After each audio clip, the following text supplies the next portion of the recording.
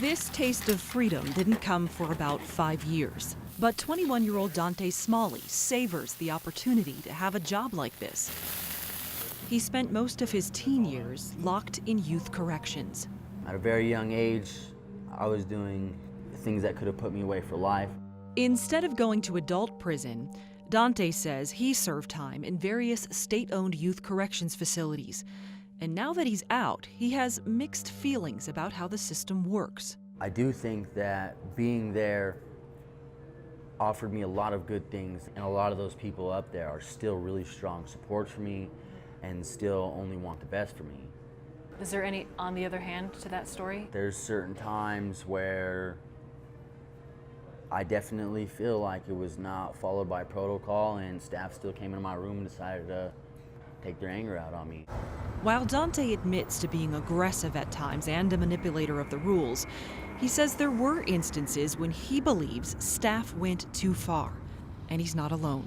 You have those odd couple guards taking control and trying to boss the kids around and acting as if they're in the military and you're in a boot camp.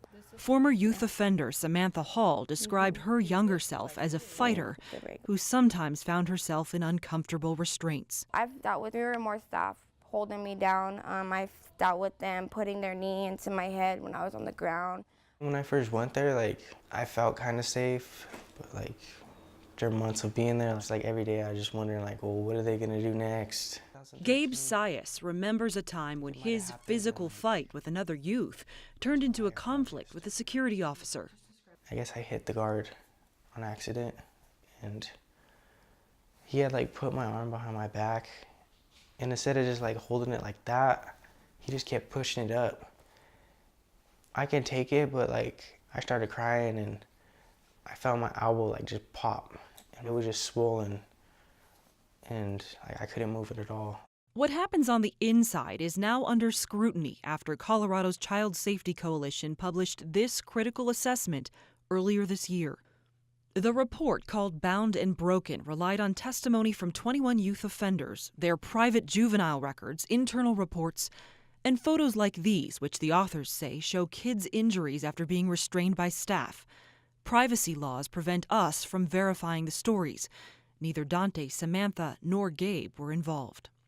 We wrote this report because it's an untold story of abuse of children, and we've been seeing that story unfold over the course of the last several years. Rebecca Wallace is the staff attorney for the American Civil Liberties Union of Colorado, one of the coalition agencies responsible for the report.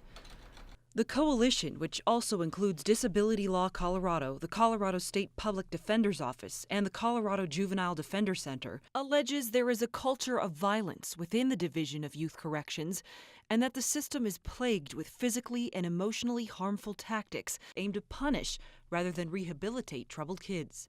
Records we obtained show the Division of Youth Corrections documented 48 times in 2016 when youth suffered injuries while being restrained by staff that required follow-up medical attention. I've had all the way from just having their hand on my shoulder and guiding me to where I need to go to, being slammed on the floor, being put in the wrap. The wrap is a full-body restraint like this. You can't lean forward or back. It puts you in an L position, and then they handcuff your hands to your back, put a spit mask over your face, and then a helmet. The coalition is now pushing to prohibit the wrap after the Division of Youth Corrections reported using it on kids 226 times over the course of a year. They also want to eliminate mechanical restraints, isolation rooms, and pain compliance techniques. I think it's the same dream we've all had forever, and I don't believe in them to implement it because they won't give you the other side. The other side is protection of staff also. Richard Brinker, a staff member for nearly 30 years within the youth corrections system, calls the report skewed. All the staff working there love kids. All the staff there want the world to live in where they're safe too. He says the authors never consulted with longtime staff members like him before suggesting the elimination of tools that he says may protect against violent offenders. Do you need the wrap? Do I have an alternative? Do you have an alternative? No. I don't like it, but I don't want anybody killed. This 2014 surveillance video from Lookout Mountain is an extreme example of violence against staff inside a state facility. A juvenile offender attacked a staff member with a sack of rocks, nearly killing him. In December, Richard Brinker suffered shoulder and head injuries while trying to stop an 18-year-old resident from attacking a younger boy at Zebulon Pike Youth Detention Center. An emotional Brinker says he believes the altercation contributed to his stroke a few days later. It changes your life forever. So, a lot of things I won't be able to do. I was always very active. I can't now. I can't even take the plane trip. You know what I mean? It's like... According to documents we obtained through the Colorado Open Records Act, the state paid more than $1 million to 172 youth corrections staff members last year who were struck or injured by another person while on the job. Even some former offenders say they understand why staff need options when situations turn violent. You can't expect the staff to just sit here and just bear hug me for hours. Either I'm gonna have to be in restraints or I'm gonna have to be in an ISO room, one of the two. Whether violence is at the hands of staff or children, the coalition insists the culture inside youth corrections is damaging and should be changed. What do you say to the guards who think in their hearts that everything that they've been doing all along is for the best of the children? We believe you. And we think, based on our conversations with both leadership and staff in other states, that there is a better way. Wallace wants Colorado to try a more therapeutic approach modeled after the system in Missouri. Staff there only occasionally use handcuffs but no other restraints, and they focus on building relationships with smaller groups of children and offering treatment rather than punishment. One thing that's important to remember about the kids in DYC's care is that most of them have experienced significant trauma. And what I mean by that is they have been abused in their home or witnessed an enormous amount of violence or abuse in their home. They need a nonviolent approach. I do not believe that the Division of Youth Corrections facilities are plagued with violence. We do not abuse kids.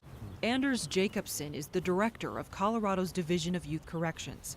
He says the state is reviewing the allegations in the Bound and Broken report and that he agrees with many of the recommendations in it. One of the first initiatives that I had was to review our physical management program. Specifically, I wanted a focus on the elimination of offensive strikes and pressure point control. Jacobson points out the report includes interviews with only 21 kids, a tiny portion of the more than 5,000 who are processed into the 10 state-run facilities each year. I don't think it's a fair portrayal of what we do in the Division of Youth Corrections. The state's facilities supply daily school and vocational classes, athletic and creative activities, and opportunities for kids to earn special privileges. Jacobson says the staff is well trained in verbal de-escalation and dedicated to helping troubled youth make positive changes in their lives. In a lot of ways, I truly believe that Colorado philosophically aligns with what they do in Missouri. Jacobson says the state is looking at the Missouri approach in which there is one staff member for every 5 or 6 youth, and a top priority right now in Colorado is increasing staffing. The spiking number of fights and assaults at one facility started trending down last year when the staff-to-youth ratio there improved. We started seeing dramatic decline in fights and assaults, the use of seclusion, the use of physical management, and we also started seeing an increase in staff retention, which all of those components start to create a culture that we're looking for. The Division of Youth Corrections recently asked the state to fund 65 more staff members. Our end goal is to ensure that they are productive citizens in Colorado, and we're passionate about that. For those who are already out of the system, whether positive or negative, Youth Corrections has made a lasting impact on their lives. I do believe that if I didn't go to jail, I wouldn't have pursued an education, I wouldn't have got a job, and to be honest, I don't know if I'd still be alive.